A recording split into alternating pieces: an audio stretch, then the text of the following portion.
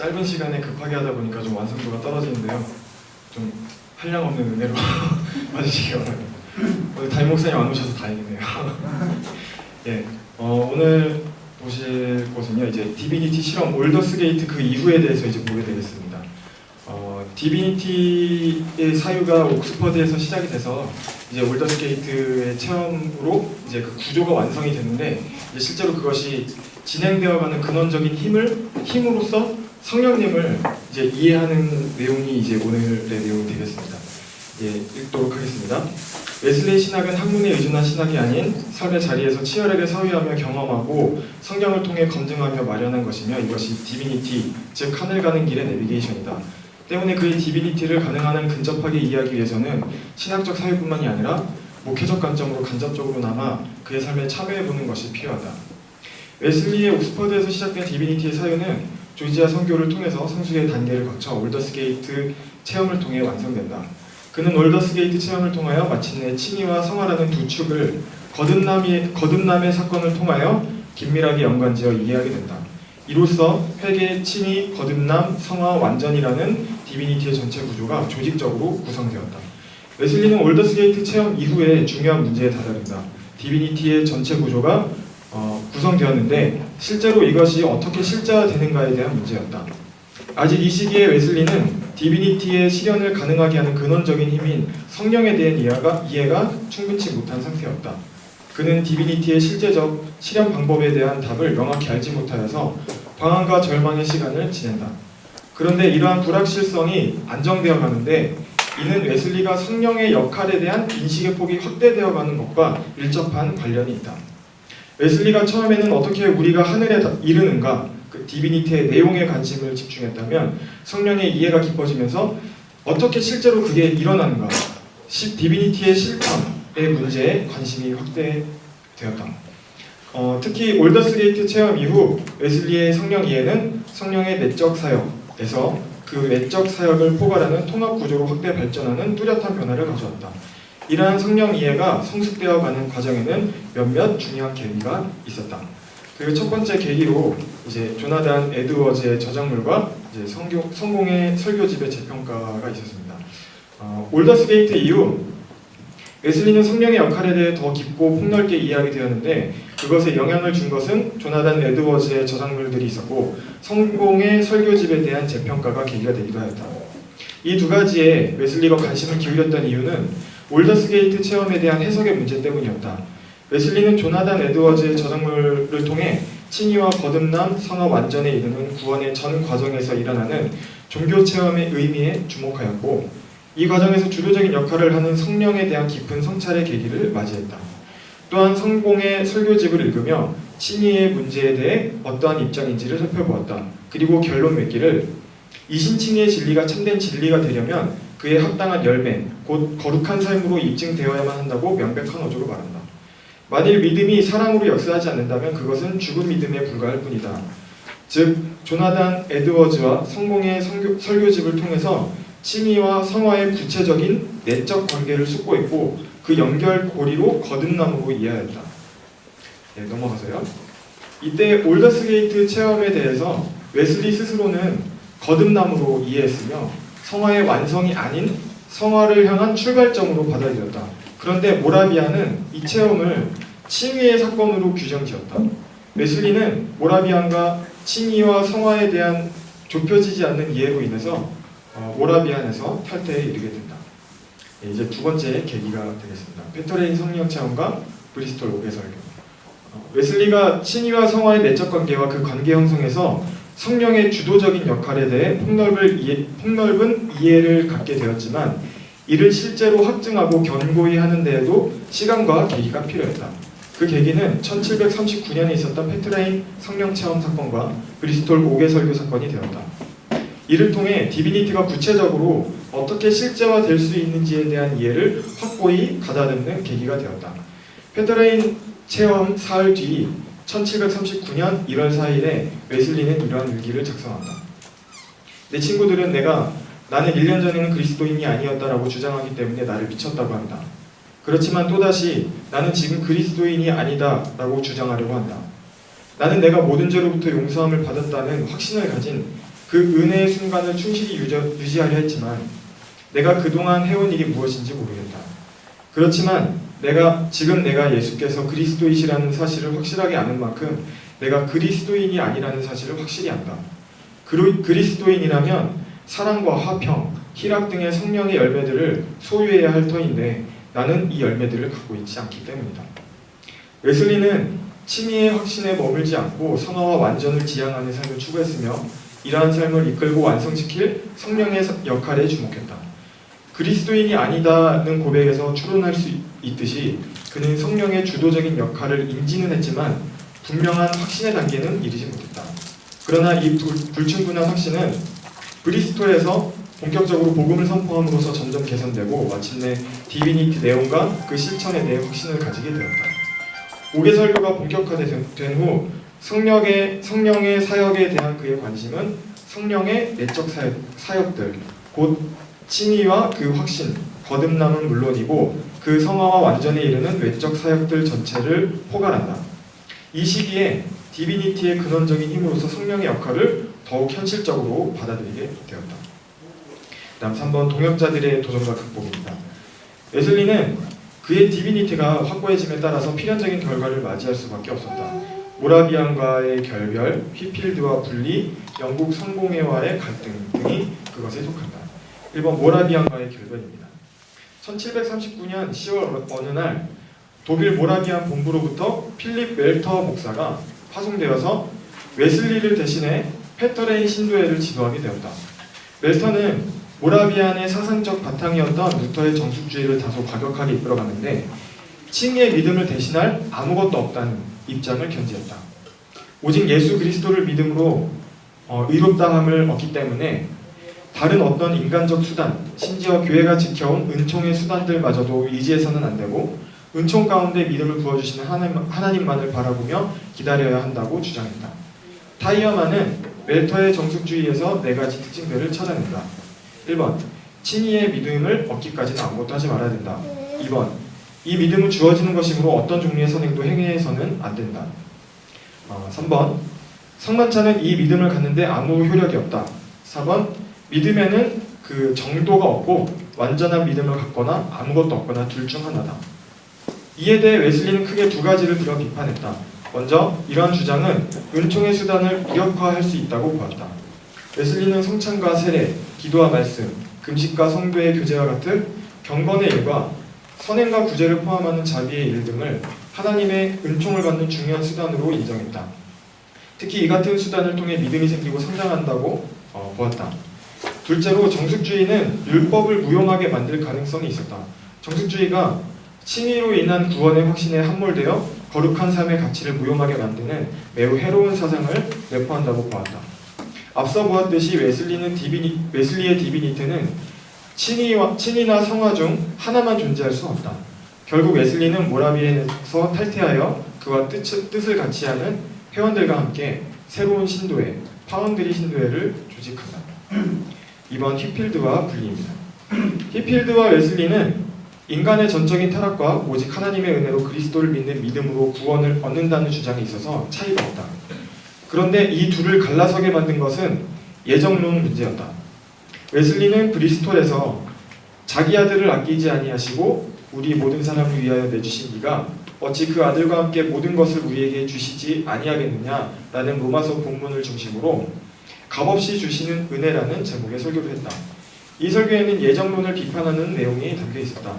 이것이 발단이 되어 휘필드와 웨슬리는 공식적으로 서로를 비판하는 성명을 내며 갈등 관계를 맺게 되었고 결국 웨슬리는 웨슬리안 메소디스트, 휘필드는 칼비니안 메소디스트로 분리되었다.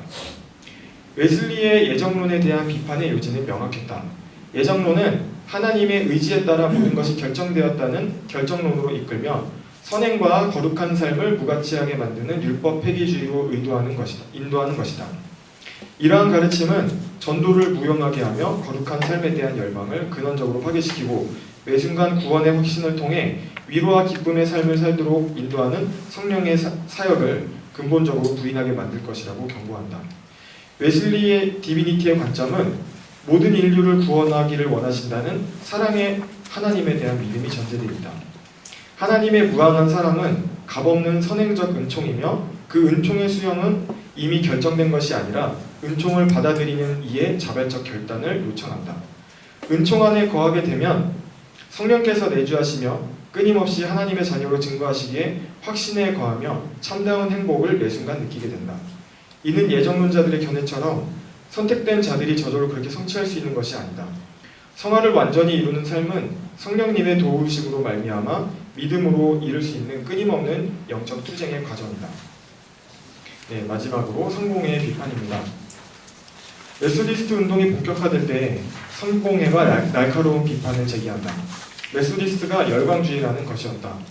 성공회가 정리 발표한 보고서에는 고함을 치고 비명을 내지르며 떨고 바닥에 쓰러져 뒹굴며 극단적이고 정신이 온전치 않은 이들이라고 묘사한다. 메소디스트가 열광주의자로 오해받은 까닭은 주로 친위의 믿음으로 거듭난 영혼 안에서의 성령의 증거를 강조했기 때문이다. 이에 대해 웨슬리는 메소디스트 운동이 비정상적인 감정을 추구하는 열광주의적 종파가 아니라는 것을 강조한다. 메소디스트의 핵심적 가르침은 믿음이며 이 믿음은 영적 감각으로서의 믿음을 의미한다. 이러한 믿음이 감지하는 것은 성령의 역할이다. 즉 믿음을 이성적이고 합리적인 동의뿐만 아니라 성령과의 관계의 틀에서 이해하고 있는 것이다. 웨슬리의 믿음의 개념이 처음부터 이러한 형태는 아니었다. 처음에는 진리에 대한 동의에서 신뢰로서의 믿음으로 변모하고 마침내 영적 경험, 곧 영적 지각으로서의 믿음으로 정착되었다. 웨슬리는 성공의 비판에 대해서 믿음과 성령의 역할의 관계를 설교를 통해 설명함으로 응답한다. 그 설교는 1744년 8월 24일에 설교한 Spiritual Christianity와 1746년에 설교한 The Witness of Our One Spirit이 있다. 특히 설교 우리 자신의 영의 증거에서 웨슬리는 열광주의자라는 오해에 답변을 하고 참된 성령의 증거와 내적 기분 혹은 감정 사이를 혼동하는 메소디스트를 가르치는 내용을 담는다. 열광주의자가 되는 이유는 성령의 증거보다 우리 영의 증거를 앞세우기 때문이라고 웨슬리는 말한다. 성령의 증거가 우리 영의 증거보다 선행해야 한다. 성령이 그리스도의 보혈로 우리 죄를 씻었다고 증거할 때에야 비로소 우리는 확신에 거하고 그분을 사랑하게 된다. 또한 믿음을 통해 알려지는 성령의 증거는 하나님에 대한 윤리적 응답을 요구한다. 즉 우리 영혼은 성령의 열매 맺기를 소원하게 된다. 여기서 거짓 확신으로부터 참된 확신을 구분해내는 윤리적 표징들이 있다. 첫째, 죄에 대한 회개. 둘째, 어둠에서 빛으로의 강력한 변화. 셋째, 하나님의 계명을 준수하는 것. 넷째, 성령의 열매들을 맺는 것이다. 이 표징들은 믿는 이들의 영과 함께 일하시는 성령의 증거의 수준이다. 웨슬리에 따르면 참된 기독교라고 한다면 이처럼 성령의 내적 증거와 함께 외적 열매로서 증거를 보일 수 있어야 한다. 지금까지 세 가지의 큰 사건들은 웨슬리의 성령 이해가 어떻게 깊어져 가는지를 볼 수 있는 사건들이다. 옥스퍼드에서 시작되어 올더스 게이트 체험에 이르러 완성된 디비니티가 한 대의 자동차라고 한다면 그것을 실제로 작동시키는 연료가 되는 성령의 이해를 위와 같은 사건들을 통해 확고히 정립한다. 지금까지는 내용 정리였고요. 이것을 통해서 이제 생각해보기를 하나 했는데요. 좀 지금 다시 보니까 깊이가 없는 것 같습니다. 한번 읽어보겠습니다. 웨슬리는 자신이 그리스도인이 아니었다는 고백을 두 가지 시점에서 한다. 한 번은 자신이 칭의의 믿음이 없었음을 깨달았을 때였고 두 번째는 페터레인 체험 이후에 자신에게 성화의 열매가 없었음을 깨달았을 때였다. 웨슬리에게는 온전한 그리스도인이란 칭의의 믿음과 성화의 믿음이 온전히 내적 관계를 이루고 있는 상태다. 이러한 그의 입장은 그의 설교 The Almost Christian에서도 확인할 수 있다. 웨슬리에게 있어서 칭의와 성화 이 두 가지 중 하나만 있을 수 없으며 또 두 가지는 같은 성질의 것이 아니다. 칭의에 머무르지 않고 성화의 믿음으로 전진해 가야 한다. 구원받아 이롭게 된 자의 내적 확신과 증거를 가진 자는 성령의 도우심으로 말미암아 외적 증거 또한 열매 맺는다. 그리고 그의 디비니티는 실제로 그의 목회에서 실제화되어 나타난다. 웨슬리의 설교와 일기를 통해 진지하게 자신을 성찰해보고 또 나아가서 교회를 성찰해보면 점검해 보아야 할 것들이 많이 발견된다. 웨슬리 또한 그의 디비니티의 성장 과정은 자기 성찰의 과정과도 같다. 이번 파트에서 웨슬리의 성령 이해가 깊어지는 과정을 보았는데 여기서 주목해 봐야 할 것은 모라비안과의 결별과 휘필드와의 분리이다. 이것을 통해 한국교회, 현대 한국교회를 자기 성찰할 수 있는 가능성을 느낀다. 웨슬리와 모라비안과의 갈등은 칭의와 성화의 문제가 핵심이다. 웨슬리에게 있어 칭의에만 머물러 있는 모라비안은 죽은 믿음의 표상과 같다. 특히 정숙주의 경우 은총의 수단과 율법을 무용하게 만드는 해로운 세상이다. 웨슬리는 은총의 수단을 무척 강조하였고 또한 그의 목회 구조 자체가 은총의 수단을 효율적으로 활용하는 것 자체였다. 이것이 실제적인 하나님의 은총을 받는 수단이 되기 때문이다. 웨슬리의 영성은 우리의 영과 더불어 하나님의 자녀임을 증거하시는 성령님과 지속적인 교제를 이루는 것에 핵심이 있는데 그것을 이루어주는 것이 은총의 수단이다. 은총의 수단은 크게 경건의 일과 자비의 일로 나뉘는데 이것은 하나님의 목숨을 다하여 사랑하고 이것이 경건의 일이고요. 이웃을 몸과 같이 사랑하는 자비의 일, 율법의 정신과도 같은 것이다. 또한 하나님과 이웃을 사랑하는 자가 첫 아담의 상태, 하나님의 형상을 회복한 완전의 인자다. 이것을 이루기 위해서 회개의 믿음이 필요한 자들에게는 그들에게 필요한 적절한 은총의 수단을 배치하고 성화의 믿음이 필요한 자들에게도 동일하게 하여서 디비니티라는 전체 과정을 은총의 수단을 적합하게 배치하여 성도로 하여금 회개에서 성화까지 끊임없이 전진하도록 목회를 구성하였다. 그런데 한국교회가 받고 있는 비판의 핵심에는 웨슬리가 모라비안을 탈퇴했던 결정적 이유와 유사한 점이 있다. 칭의에만 머물러 있는 죽은 신앙이 그것이다. 이미 한국교회가 받고 있는 비판의 내용에는 한국교회의 구원론은 구원파의 구원과 다름이 없다. 혹은 한국교회의 구원은 살인면허와 같다는 것들이 있다. 웨슬리가 자신에게 성령의 열매가 없을 때 자신이 그리스도인이 아니었다고 고백했듯이 한국교회는 진지하게 점검하고 수정할 긴급한 요청에 속히 응답해야 한다. 웨슬리는 목회와 한국교회의 목회에서 웨슬리의 목회와 한국교회 목회에서 눈에 띄는 가장 큰 다른 점은 목회 구조 자체다. 많은 사역자가 고민하는 것 중에 하나가 성도들의 믿음이 교회에서만 살아있는 믿음이라는 것이다. 공적 예배와 개인의 삶이 극명하게 나누어져 있다. 이러한 일이 발생하는 이유가 은총의 수단이 교회 내에서만 이루어지기 때문이라고 생각한다. 경건의 일과 자비의 일, 모든 것이 대부분 한 주에 한 번 다 같이 모이는 주일에 한 번에 이루어진다. 반면에 웨슬리의 목회는 믿음의 정도에 따라 소그룹화된 공동체의 집합이다. 공동체는 디비니티가 형상화된 형태를 취하고 있다. 소사이어티, 클래스 미팅, 밴드, 셀렉트 소사이어티에 이르는 공동체는 각 공동체가 집중하는 포인트가 조금씩 다르다. 이 부분은 그 책의 266페이지를 참고해 주시면 되겠습니다. 각 공동체는 주일뿐만 아니라 필요에 따라 언제든지 어디서든 모여서 각 공동체가 감당해야 할 일들에 집중한다. 한 사람의 영혼에서 일어나는 회개에서 성화까지의 유기적인 과정, 생명의 현상과 같은 일들을 이해한 웨슬리는 그 과정을 목회에 적용하였기 때문에 실제적인 목회가 가능했다. 또한 덕분에 성도들의 실제적인 영성에 도움을 줄 수 있었다. 웨슬리의 교회 이해는 구주를 그리스도로 믿는 믿음을 가진 자들이 그리스도의 이름으로 모인 곳이었기 때문에 지금과 같은 제도적 교회에 얽매이지 않는 목회가 가능했다. 한국에 처음 교회가 세워지고 지금과 같은 구조가 형성되기까지 하나님의 도우심을 결코 부인할 수 없다. 그러나 하나님께서 진정 원하시는 것이 무엇인지 알고 행하기 원한다면 무엇이 되었든 과감히 그것을 내려놓고 자기를 부인하고 자기 십자가를 지는 결단이 있어야 하지 않을까 생각한다. 네, 여기까지 드렸습니다. 질문 있으시고 질문 하나만 줄까요? 네. 각주 이번에 맨 마지막 페이지 웨슬리의 목사가 가장 근접한 목사를 김영재 목사를 우리를 위해서 도왔다 이렇게 써주셨는데 네. 어떤 부분에서 이렇게 보셨나요? 그 김양재 목사님이 목회를 시작하신 시작부터 제가 또 많이 감명을 받았었는데 그 김양재 목사님이 목회를 시작하기 전에 삶이 굉장히 좀 그 유교적인 집에 이제 시집을 가셔서 굉장히 여성인을 차별받는 그런 환경 속에서 살으셨대요. 그러면서 굉장히 이제 고통 가운데 있었고 그리고 또 이제 남편 되신 분이 돌아가시고 나서 이제 그 고통에서 벗어날 길이 성경밖에 없어서 그때부터 이제 성경을 파기 시작을 하셨는데 오직 성경만 보셨는데 그때 이제 고백하시기를 성경을 성령으로 인도함 받아서 이해하는 방식을 알게 되었다라고 고백을 하세요.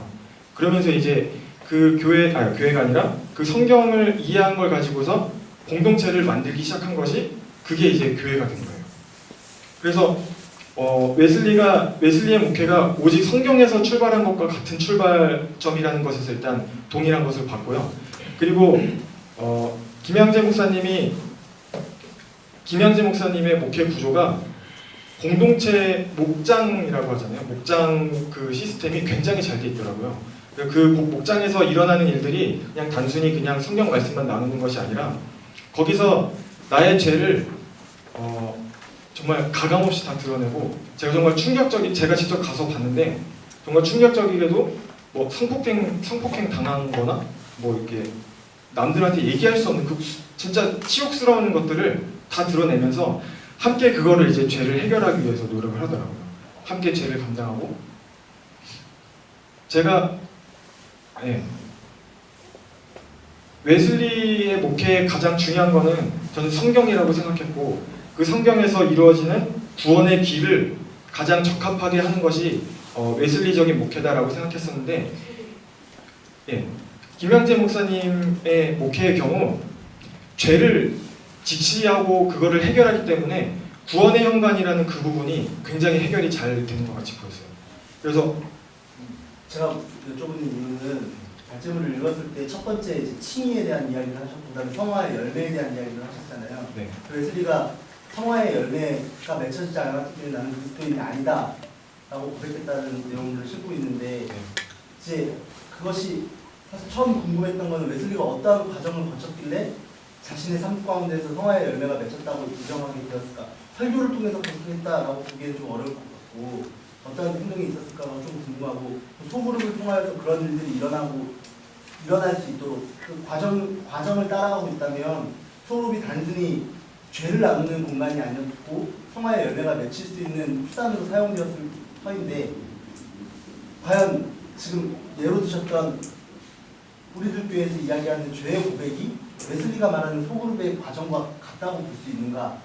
그 부분은 좀 이제 제가 봤을 때 성화에 대한 부분이 굉장히 약했다고 저도 보거든요. 우리들 교회에서 그럼에도 제가 이제 가장 근접하게 봤던 부분이 그런 부분이었고 웨슬리 목회 단순히 이제 회개만 가지고서 그런 걸 본 건 아니고 전체적으로 평신도 사역자를 활용하는 부분이라든지 아니면 공동체를 통해서 궁극적으로 추구하는 그 목적성에 대해서 웨슬리와 상당히 일치되는 부분을 봤기 때문에 제가 그 부분을 가지고 이제 웨슬리의 목회와 닮았다라고 얘기를 했고 그리고 웨슬리가 성령의 열매를 체험했기 때문에 아까 그 질문이 정확히 뭐였죠? 웨슬리가 두 번째 성화의 열매가 나에게 맺혀지지 않기 때문에 나는 그리스도인이 아니다라고 고백을 했는데 그 뒤에 이제 설교의 과정을 거치면서 그 확신을 갖게 되었다라는 내용들을 봤잖아요. 제가 좀 궁금한 게 웨슬리에게 어떠한 일들이 일어났길래 웨슬리가 사회적으로 어떠한 일들을 했거나 아니면 소그룹을 통해서 어떠한 경험들이 있었으니까 이제 그런 확신을 갖게 되었지 않았을까라는 생각을 하거든요. 그냥 단순히 설교를 통하여서 그게 있었다 이렇게 볼 수 없지 않을까라는 생각이 들어서 혹시 전사님 분이 아니라 교수님께 여쭤보세요. 근데 사실 웨슬리가 칭의의 믿음을 갖기 이전에도 사실 보면 그냥 외적으로 보기에는 성화의 열매가 있어 보이잖아요. 이미 그런 공동체 가운데서 그런 삶을 살고 있었고 뭐 예를 들면 옥중에 가서 설교를 한다든지 뭐 복음 전하고 구제하고 이런 일들은 이미 있어 왔는데 사실 웨슬리가 나는 그리스도인이 아니었다 하고 고백한 그 시점과 그 이후에 외적으로 보이는 건 사실 다를 게 없을 거라고 생각을 해요. 근데 웨슬리 설교를 보면 특히 이제 또 디 올머스트 크리스찬 거기서 자기가 고백하듯이 자기가 그리스도인이 아니었다. 그러니까 그것을 알고서 깨닫고서 내적인 확신을 더 갈구하게 되는 상태로 나아가게 되지 않았을까 하는 생각을 합니다. 다른 질문 있어요? 수고했어요.